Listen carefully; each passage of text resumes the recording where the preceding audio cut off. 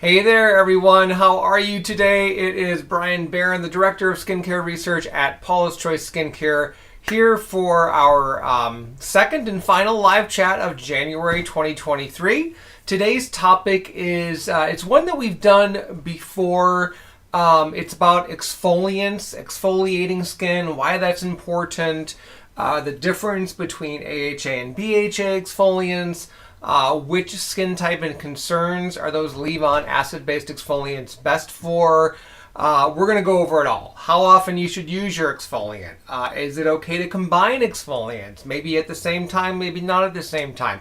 What else should you and shouldn't you use at the same time you are applying your leave-on exfoliant, and so on and so forth.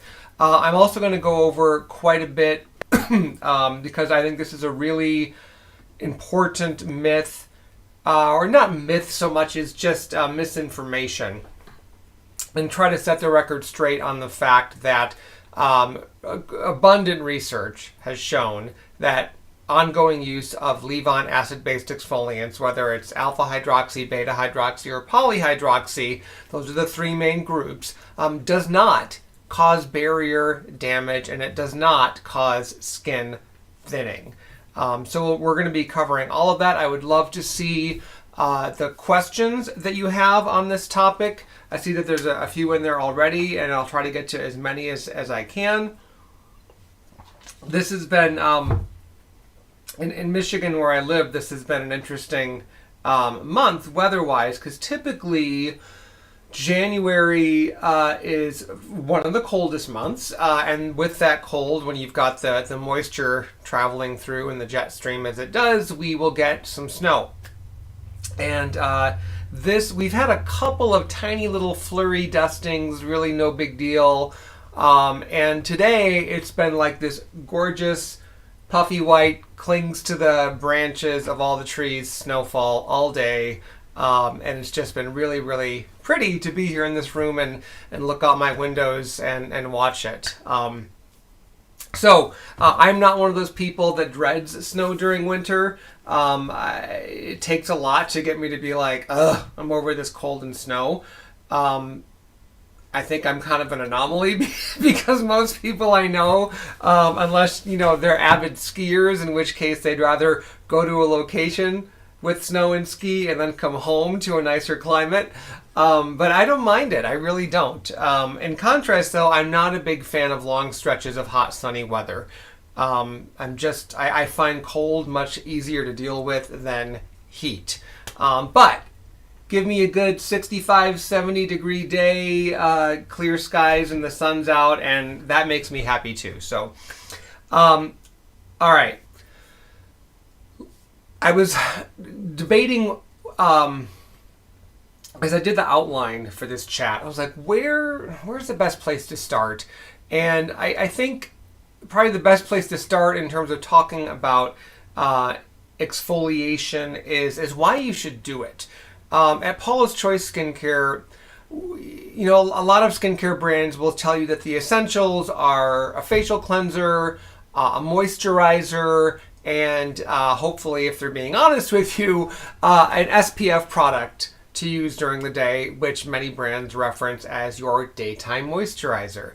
At Paula's Choice, we group leave-on exfoliants as being part of that, what we call an essential skincare routine. So if you are looking to put together a routine of, you might call it the basics, you might call it skinimalism, meaning a minimal skincare routine, I would not weed out a leave-on exfoliant. And the reason for that is that pretty much everybody can benefit to one degree or another from using a leave-on exfoliant on a regular basis. Now, how regular that is going to require some experimentation. It's going to need to take into account, are you using more than one type of leave-on exfoliant and alternating, and how is that working for you? What else are you using in your routine that contains one or more bioactive ingredients, and how is your skin responding to those? Are you being good about protecting your skin every day from sun damage? which is more of a necessity when well, it's a necessity period, but it becomes more crucial when you're using an AHA exfoliant because those have been shown to make skin more sensitive to sun exposure. BHA exfoliant, salicylic acid, not so much. The theory on why that is true is that one of the differences between salicylic acid, the BHA, and then all of the alpha hydroxy acids is that salicylic acid has inherent anti-inflammatory or skin soothing properties due to its chemical relation to aspirin, which is acetyl salicylic acid. So I suspect what's happening is that BHA's and soothing and calming abilities kick in, and they don't give rise, because of that, the skin doesn't give rise to some of the inflammatory markers that can be measured when you are wearing an AHA exfoliant and you expose your skin to the sun without protection. Getting back though to why exfoliation with a leave-on type product is so important,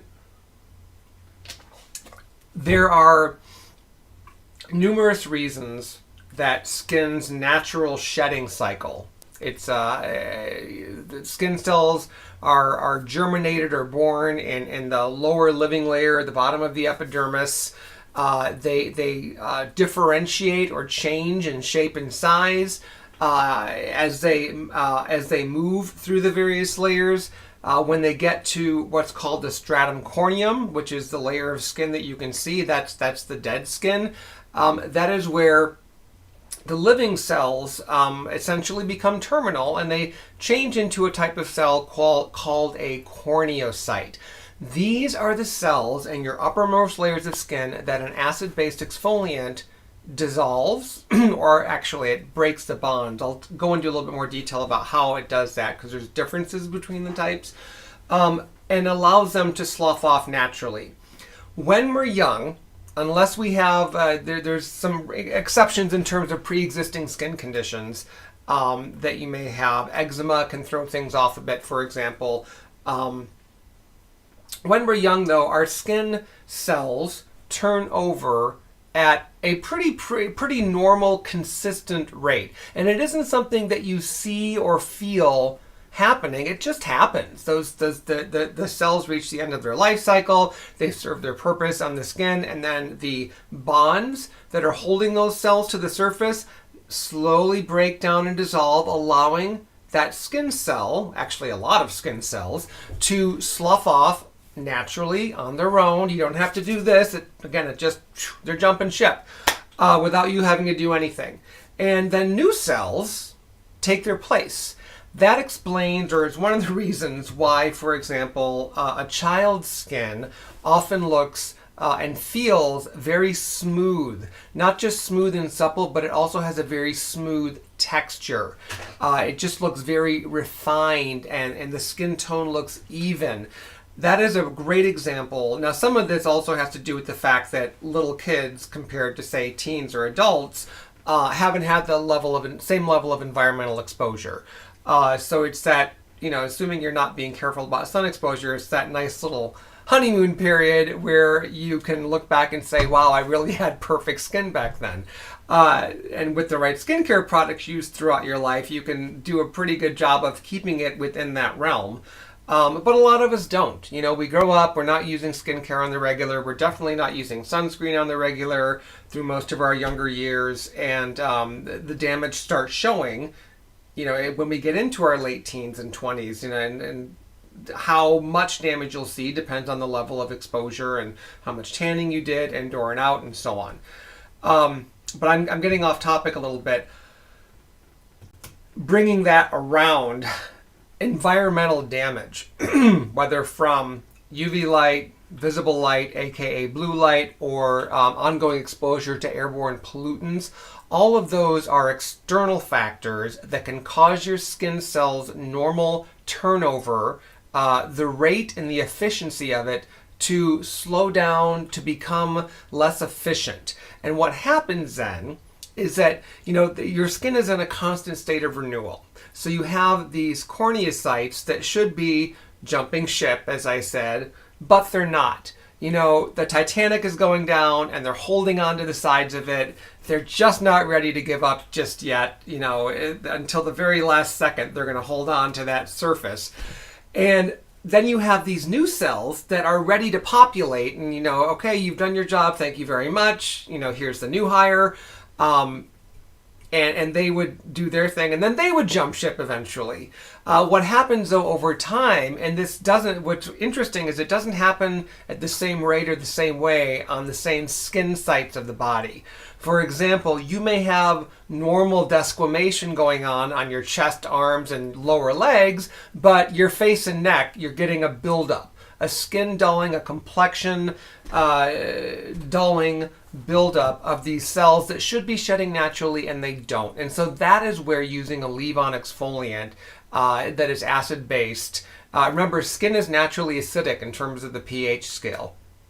So there's, despite the name acid being scary, you don't need to be scared of using particularly a well-formulated leave-on acid-based exfoliant. So what those do, how they work to exfoliate. Oh, and the other thing I wanted to mention. So you've got the environmental damage, and then in the case of issues like acne, absolutely, there is a part of what's called the pathogenesis of acne is an unusual buildup or a thickening of skin cells, and then they're getting trapped. You know, they're mixing with the excess sebum in the pore lining. They're not moving to the surface as fastly. You're getting clogs. You're getting bumps. That is another reason where using a leave-on exfoliant can make a huge difference. But simply from getting older, even in the absence of much environmental damage, this natural aging process causes your keratinocytes, the living cells, to change shape. So they become shorter and fatter, while the corneocytes, the dead cells on the surface, become bigger as a result of this decreased epidermal turnover. And then the epidermal thinning that can happen with age compounds all of that. So you've got these, instead of these small invisible cells, the dead cells on the surface, those corneocytes, you're getting clumps and clusters of these cells as they kind of agglomerate. They kind of like mesh together because the shedding, the skin renewal process isn't as fast or as efficient as it once was, and you are not starting out of the gate with the best looking, shall we say, keratinocytes. They're just getting a bit abnormally sized and shaped. And all of that can result in that skin cell buildup. So AHAs, this is going to get a little technical, but how AHAs like glycolic acid, lactic acid, those two are the most researched, but there's also tartaric acid, malic acid, citric acid. Citric acid is an AHA. It is a type, not surprisingly, it's an AHA found in fruits, like citrus fruits, lemons, oranges, bergamot. However, it is rarely used as a primary alpha hydroxy acid because it needs a fairly low pH of around 2 to 2.5 to be most effective.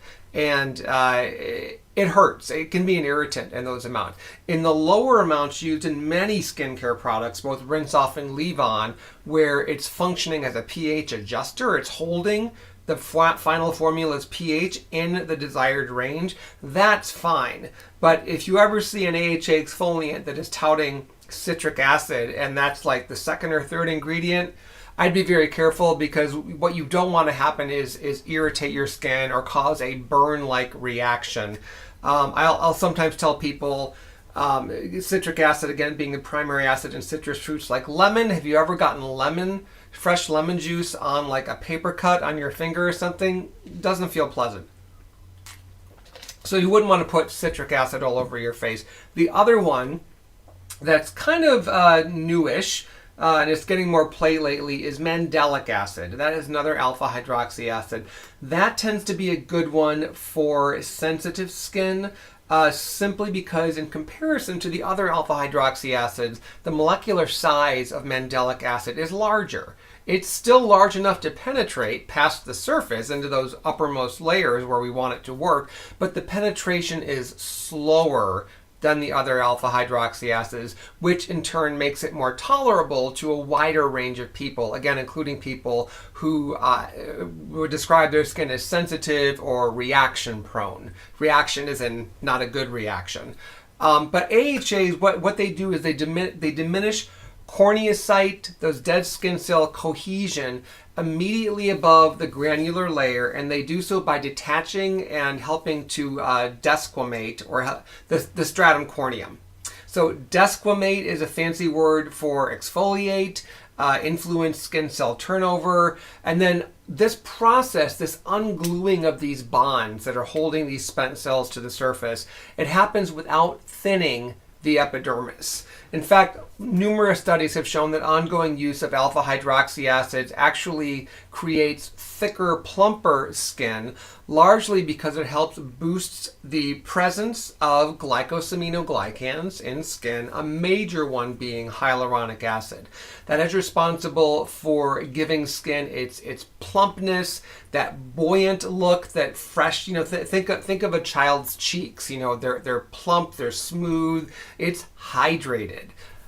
That is how glycolic acid, lactic acid, and the lot end up hydrating skin, is they help skin make more of the substances it needs to not only become hydrated in a balanced way, but to hold on to it. Okay, so the other thing, that whole process of ungluing those bonds and causing the corneocytes to shed also sends messages to skin's lower layers that end up improving the cellular turnover rate. So you're not only getting rid of those dull, spent, dead cells you do not want on the surface anymore. Sometimes we liken it to a callus on your foot. You go in to get your pedicure. It's pretty much a given you want the person doing your pedicure to get rid of that buildup of dead, thick skin on your heel. You're not going to walk out saying, boy, I'm glad I kept that callus. Facial skin doesn't look like our heels for various reasons, not the least of which the skin texture there is different. But the point is, by getting rid of that buildup, you're going to see smoother, fresher, younger looking, more even toned skin. And you're at the same time going to be improving the rate at which your dead cells turn over. This is not speeding up the process to the point where you're going to get the Hayflick limit involved, which is, without going into too much detail, every cell has a finite number of times it can divide and turn over. And sometimes you'll hear that if you use a leave-on acid-based exfoliant too often, you're going to cause your skin cells to turn over too quickly and prematurely, and therefore you're basically not going to be left with any good cells to turn over, and it'll be too late. None of that is true, because the alpha and the beta and the polyhydroxy acids only impact the dead cells, the cells that are already ready to go. And the Hayflick limit, or the Hayflick phenomenon as it's sometimes called, is about the living cells, which alpha, beta, and polyhydroxy acids do not interact with. They do not reach that far in the skin. So how does salicylic acid work to exfoliate? Unlike there being several alpha hydroxy acids you can experiment with, and formulators can use different blends of them at different percentages and create a nice wardrobe, if you will, of AHA exfoliants. With BHA, you've got salicylic acid. There's at least one derivative that's got some good research behind it, that being caprylonyl salicylic acid, which is sometimes referred to as LHA, or lipohydroxy acid. I believe that phrase was coined by L'Oreal because they developed the caprylonyl salicylic acid molecule and held a patent on it. I believe that it's off patent now, but that was a form that they developed. It is an interesting alternative to salicylic acid. It doesn't have quite the same pH requirements as pure salicylic acid, but for my money, there's more research and years of efficacy behind the original than there is the derivative. So I think that combination could potentially be interesting in the same formula. But what I tell you, if you're new to BHA and your skin type and your skin concerns are, tailor-made for it, I would still urge you to start with a salicylic acid exfoliant and see how you do, rather than say no. Look for one that only uses this derivative of salicylic acid and see how you do. Because I believe there's still a few of them out there, particularly by some of the L'Oreal-owned brands. So not a bad ingredient, just not a first choice ingredient from my perspective. But salicylic acid works. I grabbed a little section here, and I kind of edited it from the research, but it's the cohesion of epidermal cells in the skin depends upon what's called desmosomes, which are adhesive intercellular junctions, which contain many proteins, including desmoglines. And salicylic acid, whereas alpha hydroxy acids interact with the desmosomes and the other adhesive molecules by weakening the bond, causing it to break, which then causes the dead cells that you want to get off to slough off as they would when skin was young. Salicylic acid, by extracting those desmosomal proteins, the cohesion of the epidermal cell is lost, and that is what leads to exfoliation. So whereas the alpha hydroxy acids tend to just go in and break that bond, kind of like a snap in two, and there goes the cell, salicylic acid is more of a dissolving of a key protein in that bond, which is what's causing the weakening. And then a big difference between AHAs and BHA, like salicylic acid, is the fact that salicylic acid is oil soluble. That means it can penetrate into the pore lining and work to help break up and thin the thickened sebum that is often at the root of people who deal with that bumpy texture and clogged pores, what is sometimes referred to as non-inflammatory or comedonal acne. The other type of acne being inflammatory acne, which is characterized by the swelling, the more painful blemishes. If you have clogged pores like on your cheeks, it's a rough texture. You may find them unsightly, but they don't hurt really. They're just clogged pores, and they'll stick around pretty much until you do something about it topically. Acne lesions can be painful, particularly if they are of the cystic or the deeper pustular, I hate that word, but it's the accurate word, nature. And some people who are dealing with breakouts have both types. And luckily, salicylic acid plays roles in helping to reduce, and in some cases completely clear, both types of acne, the comedonal kind and the inflammatory kind. Salicylic acid does have mild antibacterial action that can have some efficacy to a certain degree against the overproliferation of the C. acnes bacteria, which is another factor in the formation of acne. Interestingly, that bacteria pretty much has nothing to do with clogged pores. It is all about the inflammatory type of acne, and that is why most people with that type of acne will find that using a benzoyl peroxide topical disinfectant is going to give them more for their money than just relying on salicylic acid. Okay, so salicylic acid is it's sometimes referred to as a keratolytic, but it's actually a desmolytic agent because it doesn't interact with the keratinocytes. It works by just disrupting those cellular junctions rather than breaking or lysing this intercellular keratin, what's called keratin filament. So it's not interacting directly with that keratin. But using BHA does cause a thinning of skin, but just the corneal layer. Studies and histologic studies have shown that topical use of salicylic acid, even when it's used in higher strengths, like 30 to 40% peel strength that you could get in a professional setting, you get that thinning of the stratum corneum, which you want because that's what's become thickened, but the underlying epidermal layers are left alone. They're not harmed. Okay. Now let's go.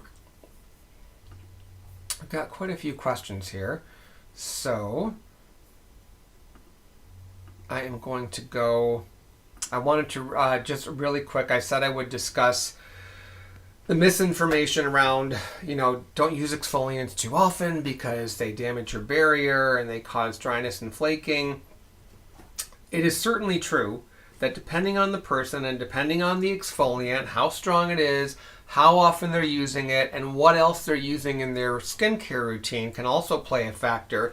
Some people cannot tolerate leave-on exfoliants on a once or twice daily basis, and they may find that they get best results from using a leave-on exfoliant less often.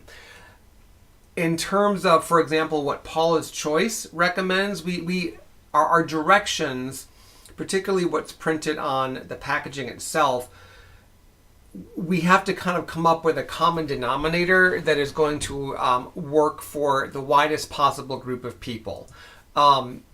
So you can take the directions on our exfoliants as a helpful starting point, as a helpful guideline, understanding that you will need to see how your skin responds. With any skincare product, you need to decide on a cadence, a frequency of use. Am I going to try this once a day at night and see how it goes? So make that decision. Start using your exfoliant, and I'll talk about where it goes in the routine. And then see how your skin responds. If you're noticing great results, but you've still got some stubborn concerns that you don't think the exfoliant used once a day is addressing as well as you were hoping, then try using it twice a day. And again, all the while monitoring your skin and seeing how it does. If you see things like redness, if you feel a tingling sensation that is not fleeting, just or worsens, if you see flaking, dry patches of skin, or if your skin just starts to feel or look in any way uncomfortable, step back, reduce frequency of use. If you're up to twice a day usage and you're noticing some unwanted side effects, it doesn't mean that exfoliant isn't for you. It more than likely means that the exfoliant needs to be used less often. In some cases, it could mean, for example, if you're using 2% salicylic acid, you may need a 1% strength. That may be your sweet spot in terms of this is the strength I can use every day or every other day and get the results I want and not tip the scales in favor of the side effects I don't want. So I was going to say something. We talked about skin types, AHA, BHA. Oh, when to use a leave-on exfoliant in your routine.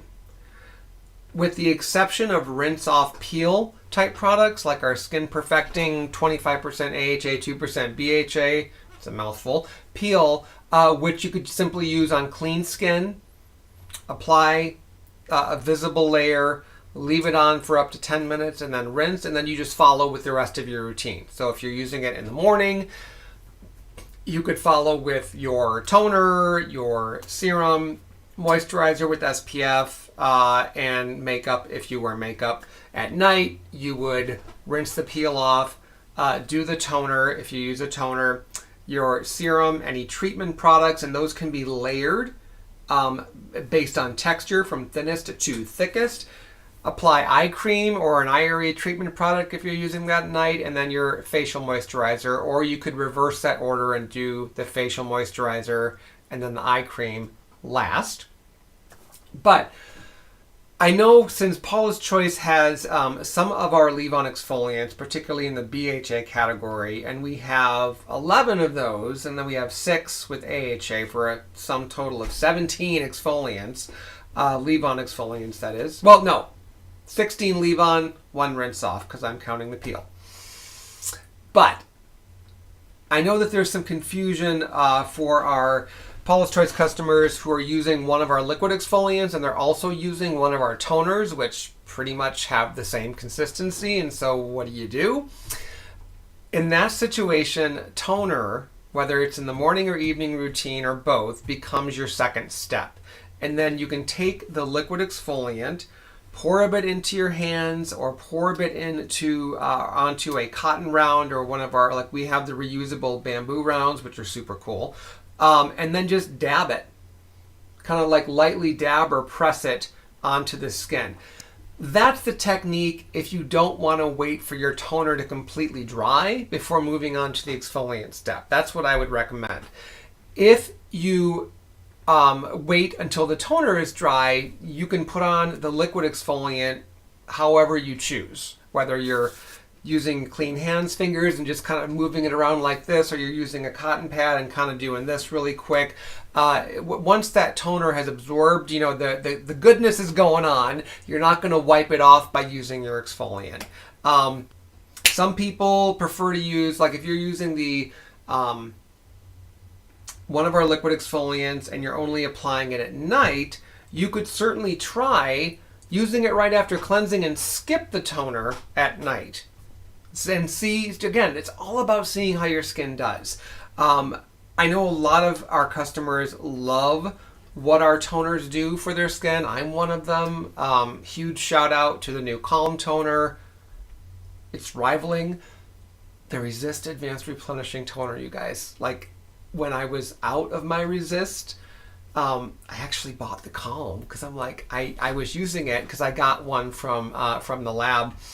And I was like, okay, I just kind of wanted to get a sense of like how this feels so I can, you know, talk about it more accurately with you guys. And I just really came to like it. It's just so soothing.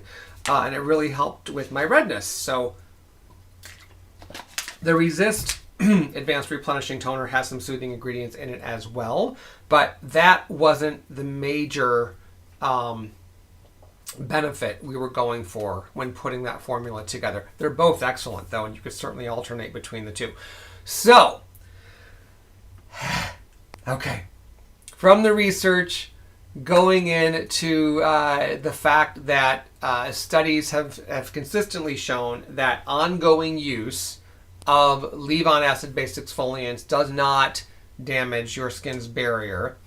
Tests on human skin using the AHA lactic acid at 10% and the BHA salicylic acid at 5% showed minimal barrier disruption, which is not the same as barrier damage that results in lasting impairment. In terms of water loss, no changes to the composition and organization of lipids were noted in skin's uppermost layers. That is key because in order to really get barrier damage, you need to have a loss or some negative impact to the skin's lipids, the ceramides, the cholesterol, the free fatty acids. So by removing the buildup of dead surface cells, both AHA and BHA stimulate cell renewal for smoother, fresher looking skin with improvements in hydration and softness, not surprising. In this particular study, the AHA and BHA products were applied to skin twice daily for 12 weeks, at which point the final results were measured. That is another great piece of information in this regard because that is a testament to ongoing twice daily use of an exfoliant, and that usage frequency did not result over time in measurable damage. Sometimes you can find several, well, you know, everything was great at week 1 with this ingredient, but then by the time we got to week 4, the improvements started to level off, and then by the time we got to week 8, you know, the participants, the measurable results were kind of back to where baseline was. So, you know, that wouldn't be a study where I'd look at it and say, well, that ingredient is something we should put in a product. You know, it's like, okay, no, next, what else is out there? Another study examining the barrier-enhancing effects of using hydroxy acids on skin quoted, it was confirmed that TEWL, T-E-W-L, which stands for transepidermal water loss, was significantly lower than that of the control group, which did not get the acids, for all the treated hydroxy acids, suggesting that a single treatment procedure with hydroxy acids may have enhanced the barrier function of the stratum corneum. The acids examined in that particular study were glycolic acid at strengths between 1 and 10%, salicylic acid at 0.2 up to 2%, and lactobionic acid from 1.2 to 12%. Lactobionic acid is a polyhydroxy acid. I mentioned those earlier. Lactobionic acid and gluconolactone are the primary polyhydroxy acids in use. They have two interesting advantages. One is that they are naturally humectant. Now, there are AHAs like glycolic and lactics certainly have humectant or moisture attracting properties, but polyhydroxy acids are stronger, if you will, in that regard. So they both have that property, but if you have drier skin or dehydrated skin, the polys may be a better option for you. The other advantage, I believe that this just applies to gluconolactone, probably why it's used more often compared to lactobionic acid, is that it has chelating properties to it that in turn have an antioxidant benefit, because it can chelate some of the harmful metals that can get on skin, like iron, that you don't want too much of on your skin, and prevent that iron from going on to cause oxidative damage. Okay. Another study that looked at glycolic and lactic acids at 5% each concluded that in these concentrations, the AHAs may improve the skin barrier. This was an animal study by inducing enhanced desquamation and by increasing the number and secretion of lamellar bodies without increasing transepidermal water loss.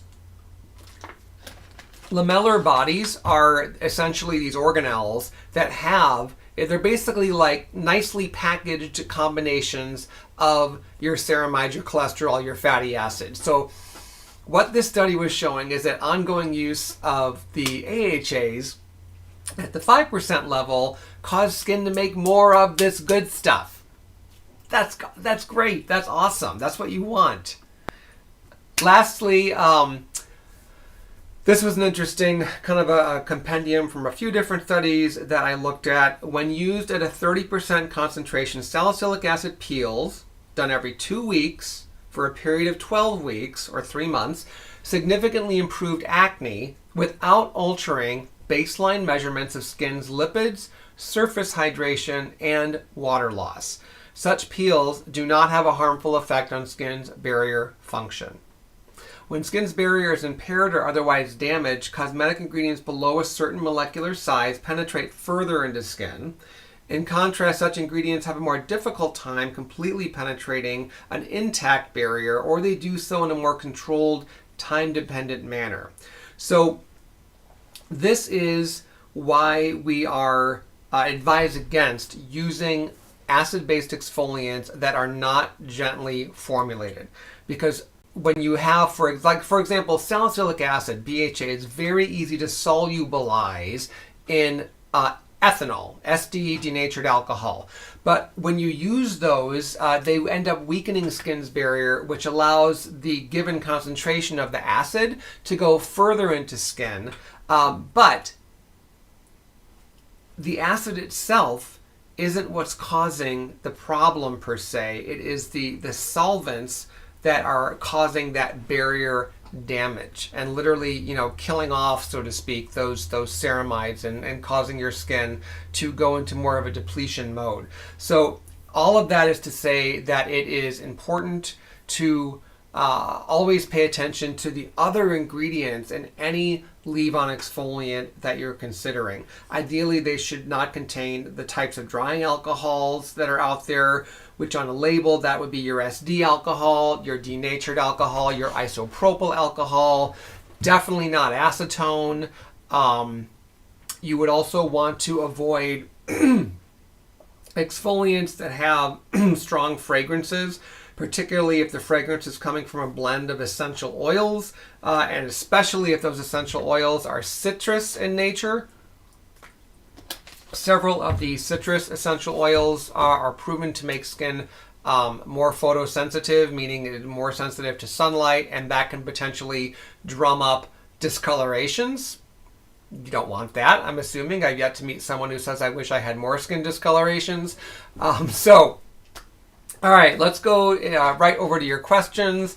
Try to get through as many of these as we can. I know, Joan, you were first up. I don't know if you have a question or more of a comment, but it says, hi from Germany. I recently discovered that 10% lactic acid works best than any BHA on my sensitive skin. Every time I've used one and it dried and sensitized my skin a lot. The reason for this, could it be that BHA has too much affinity for oil? It could, I mean, yes, that's possible, but I think what's more likely is that your skin, for whatever reason, can't tolerate BHA. If you've experimented with several different BHA products, you've tried it at varying strengths, and you consistently get a bad response, it's very much like some people can't use retinol, some people can't use benzoyl peroxide, some people consistently have an issue with any sunscreen that is non-mineral. It's an individualized response, and the good news is that you found an exfoliant that is working for you. Lactic acid is a great ingredient. It's very well studied. It's been around for decades. It's actually also naturally present in skin. It's part of our microbiome, and it's a good humectant. So, Joanna, greetings from Finland. I have a question regarding need of using SPF. Do I need to use SPF every day, even though the SPF is like 0 here tomorrow, for example? I think you may be referring, Jana, to the UV index, which is, I believe that's globally accepted. Like today, it's been cloudy and gray and overcast all day and snowing. I think our UV index, I could actually just check my weather app because it lets me know that, is 0.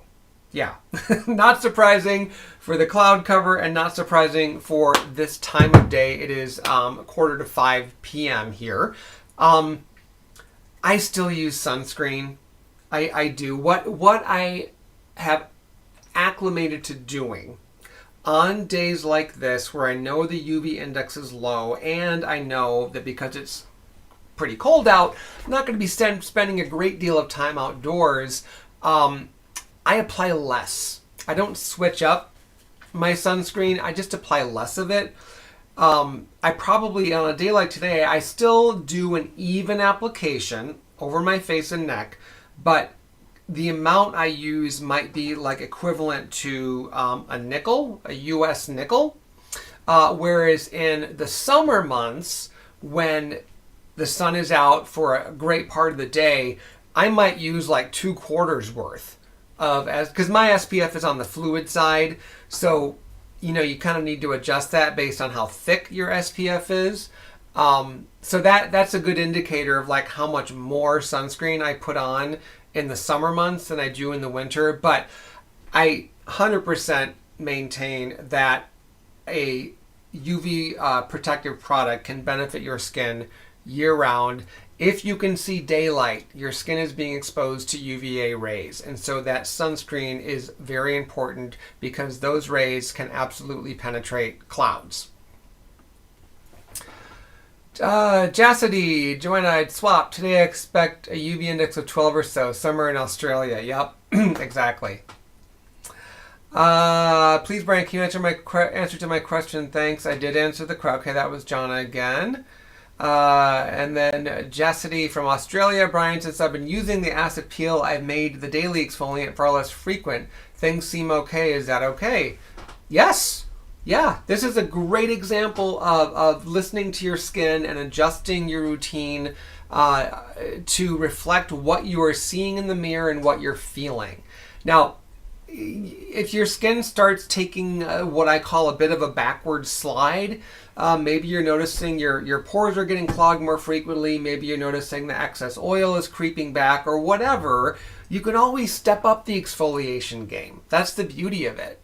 The point is to figure out what frequency works best for you, and then understand that that isn't set in stone, that it likely will change, maybe due to the seasons, maybe due to the passage of time, meaning you're just, different needs as you get older.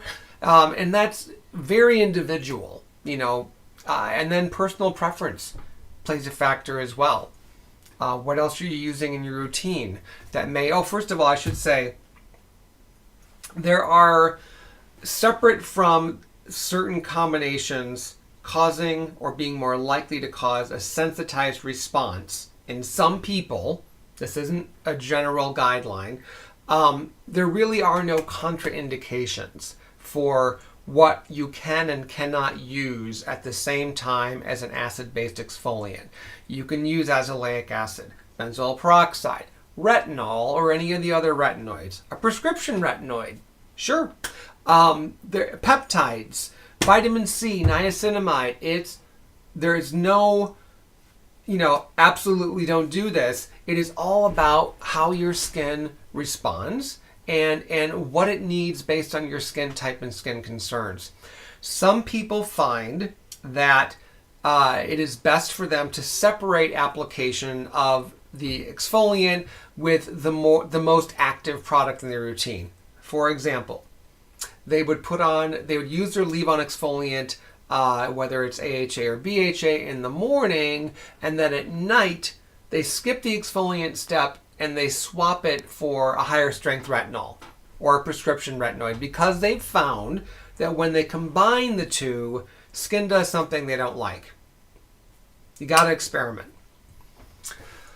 Okay, Adam, not a question, but just wanted to say that I've struggled with exfoliants over the years. My skin just seems to hate them, and however loves the new Peel product. Thanks for making it a permanent fixture. Oh, that's great, Adam. I've been personally surprised by that Peel as well. I thought for sure when we were putting the formula together that I would not be able to tolerate it. And I use that stuff once a week. And I'll sometimes forget that I have it on and it's on my skin for more than 10 minutes. Don't try this at home. I'm just relaying my personal experience. And it still hasn't caused any issue. Maybe a little bit of a slight tightness. Again, this is me being forgetful and leaving it on too long. Following the directions on the package, you shouldn't have this issue. So yeah, it's been a really cool product. And I think a big part of it is that butterfly pea flower extract that one of my coworkers found and suggested. I think it's just really been a game changer. It's just so soothing, and it just really makes that whole peel experience very comfortable. And that ingredient is what gives the peel its lilac color, which I think is a nice bonus because it makes it much easier to see, even on darker skins, where you've applied it. Okay, DK, hi, does azelaic acid count as an exfoliant? How does it have a different function? It does from a from a chemical standpoint. It is called a carboxylic acid. It does have some keratolytic action, but it is considered mild compared to the other exfoliating acids, which is why I think a lot of people will find, particularly if they're struggling with clogged pores and or acne and visible signs of redness from other skin issues, that combining a BHA exfoliant with azelaic acid, like our 2% BHA liquid with our 10% azelaic acid booster, can be amazing for their skin. I don't know why my nose is so itchy all of a sudden. I'm sorry. I'm like, ugh. So yes, but azelaic acid does have keratolytic activity, and it does have keratolytic activity at a higher pH range, typically between 5 and 6, compared to the range of 3 and 4, where AHAs, BHA, and PHAs are happiest in terms of being able to exfoliate. But I would say, like, on a scale of, like, if the exfoliate on a scale of 1 to 5 in terms of efficacy, I think AHAs are probably at a 4. BHAs are all the way to 5 because of their lipid solubility, and azelaic acid would be like a 2.5. It's not as thorough, not as deep, but very complementary to what the tried and true acids can do. All right, Jeppe says, hi Bryan, yet again, I cannot tell you how grateful I am for these chats and the PCBHA Miracle in a Bottle. Must be referring to our global bestseller, the 2% BHA liquid. This is not an exfoliation question, but I hope you might still have time to reply. I think I do. I normally cleanse my skin using micellar water in the evening and do the big cleanse in the morning, but can I safely apply my skincare on top of the micellar water? Since it's not supposed to be washed off, will it by any chance take away some of the skincare goodies if left on the skin if I apply them after having used it for cleansing? If you could, if we have time for this, let me know which micellar water you're using. Some of them contain fragrance, and so my initial concern is that I know it says you don't have to rinse it, but if the micellar water you're using does contain fragrance, I just don't like the idea of leaving fragrance on the skin. So I would, use it for its micellar cleansing, and it's good at taking makeup off and so on and so forth. But then just, if you're not a fan of splashing, if you're like, oh, it just makes everything all messy, at least take a washcloth that you dampen with warm water and kind of very gently dab just to get that extra micellar water off because of the fragrance. In terms of the surfactants that are in your typical micellar water, those are actually pretty gentle and mild. I don't think it's a very big deal to leave them on the skin. And Miss Andrea says, hi Brian, I'm wondering which exfoliants would be your top recommendations for flaky winter skin on the feet. I would say, and from Paula's Choice line, I think the best powerhouse for that is our BHA 9. It's 9% salicylic acid. It is meant to be used more as a spot treatment. You can put it on larger areas.